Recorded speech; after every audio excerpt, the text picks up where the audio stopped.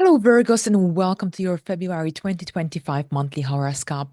Here today, I'm going to look at the most important events happening in February, and I'll tell you how they will influence or may potentially influence your life on a deeper level. All right, so here we start with Venus moving into Aries, and that's happening on the 4th. So here it's an extra long transit, of course, because Venus will be retrograde throughout the month of March, and it will return back into Pisces, come back into Aries as well again. So what we've got here, we've got the 4th of February until March 27th, and then again from April the 30th until June the 6th. So a pretty long stay in the area of joint finances, resources, investments, anything to do with deep connections, transformation. So with Venus transiting your eighth house, this is when it's easier to attract external help, external support, external resources. Overall, Venus can bring a lot of supportive energy when it comes to resources or finances, or there's a little bit of that lucky energy attached to that. So perhaps it could be about some positive returns from potential investments that you made, or perhaps you might receive a refund or some financial boost from a commission or a bonus, for instance. Now, at the same time here, we've got Jupiter stationing direct also on the 4th, and that's in the sign of Gemini. Gemini, that's your 10th house. So there's a forward momentum happening in your area of life direction, career, potentials. And here, this energy will be active between the 4th of February and June the 9th, because at that point, Jupiter will move into area of friendships and groups that you belong to or want to belong to. So we've got lots of positive energy here happening in the area of the 10th house. But here, have a look where your MC is present, because if your MC is between the 11th degree of Gemini and onwards here until the 29th, then this means that you will generally receive some really, really positive news, lack opportunities in your career.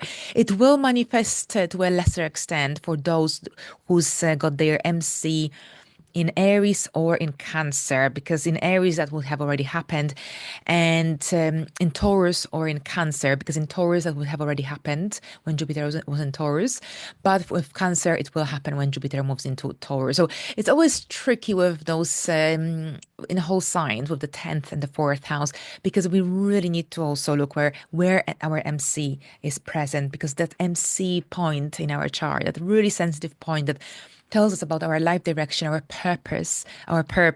It's generally when it's boosted by the energy of Jupiter, things happen, news and major revelations take place. But overall here, yes, Jupiter brings opportunities. It's about seizing these opportunities for moving forward with your goals, for getting yourself out there, for being recognized with your goals, for your hard work.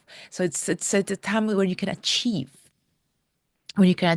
and things generally, it's easier to reach your goals, it's easier to reach your objectives as well. And here, whatever you've been working on since October, you might see that the fruits of your hard efforts are being finally rewarded and recognized as well.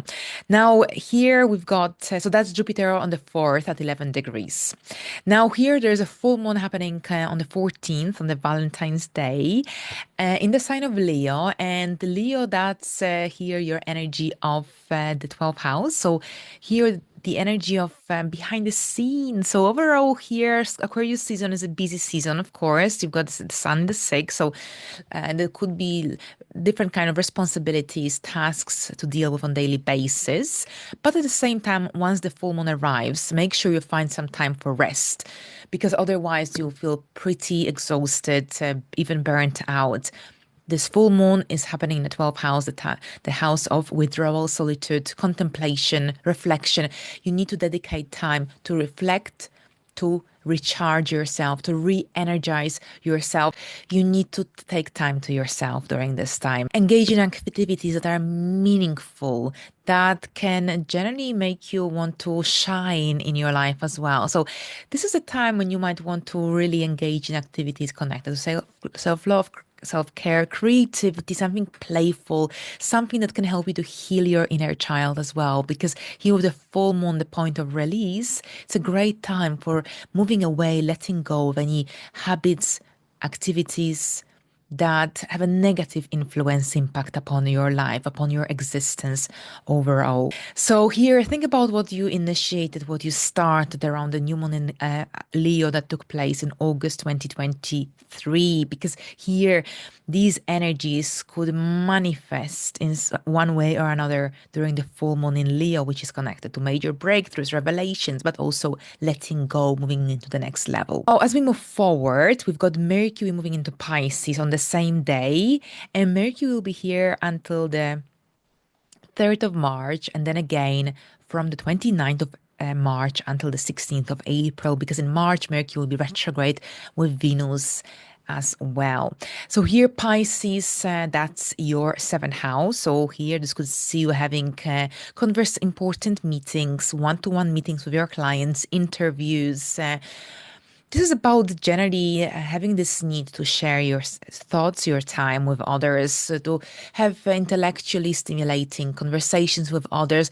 But this is something of a deeper nature. You seek spiritual connections, you seek spiritual conversations. This could be about also seeking guidance from a coach, from a mentor. Here with Mercury, this is also about even maybe dating, but during this time you seek mentally stimulating conversations, anything of an intellectual nature, but at the same time something connected to idealism, dreamy energy. This is all a good time for spiritual growth, spiritual development as well. This energy is about sharing, talking about topics that are important to you, whether with your partner, with your friend, with your coach. You can learn a big deal from others around this time through partnerships, through collaborations. Here, that Piscean energy gives you a really strong intuition and good imagination. Here, with Mercury in Pisces in your seventh house, you have the ability to tune into other people's thoughts and energies. So you can really connect with others on a deeper level, with the right people, the like-minded people. So any superficial connections won't appeal at all, especially around this time. Now here, Mars stations direct in Cancer on the 24th at 17 degrees. And just to let you know that Mars is out of bounds until the 7th of April, which means that it's more aggressive, more impulsive, more dynamic. So it's easier to lose patience during this time. It's easier to experience emotional outbursts if you don't direct this energy efficiently. So if you feel restless, if you feel like you're running out of patience, go out, exercise, go out for a walk, take a cool shower to release the excess of negative energies. But at the same time, with Mars moving in a direct motion, regaining its strength, regaining its vitality, what this means is that any projects, group ideas, any connections even with others that were on hold, if you experienced any misunderstandings during this time with others as well, there is a forward momentum. This is when you will have this really strong urge to make things right with your friends, with someone that you really care about. You might also see that some of your goals, objectives you've been working on when Mars was in Cancer in the second part of 2024, you might see that some of your goals, some of your objectives will come to fruition, or perhaps that you will be recognized, rewarded for your hard work. With Mars in a direct motion in the 11th house, you might also take on a leadership role or a project manager role. Here with Mars, you can lead, you can become more outspoken in group surroundings as well. Perhaps you'll be in charge of a group, even temporarily, or presenting a group, or perhaps you'll become more assertive in group surroundings, more outspoken. This could be also a good time for networking. And finally, we end the month with a new moon in Pisces happening on the 28th at 9 degrees of Pisces. So here, Pisces, that's your seventh house. So new beginnings in the area of one-to-one connections, contracts, relationships as well. Now, this new moon will produce or develop into a lunar eclipse. So in this lunar cycle, we've got a lunar eclipse in Pisces, which will be next year in August. So pay attention to what you start, to what new connections, new people come into your life, or you welcome into your life. This is really important because this is a very important cycle. So these connections, these people could have a very important influence or impact upon your life. So here, choose your connections wisely. At the same time, this could be about starting a new contract, a new job, and this could be about a new connection or a collaboration, a partnership as well, a client. So it's all about these one-to-one connections, but at the same time, here a new chapter in your existing connection could also emerge. So there's a strong focus upon these one-to-one connections, one-to-one partnerships, dealings, collaborations. It's about blending your energies with another, learning from others, learning through experiences that are connected to partnerships, collaborations. And at the same time, since Mercury is still in Pisces at this time, you can connect with others on a really deep level. So you can tune into other people's energy here at this time. But here we will explore the energies of this new moon further and deeper, closer to the time. In the meantime, have a good month. Thank you very much and all the best.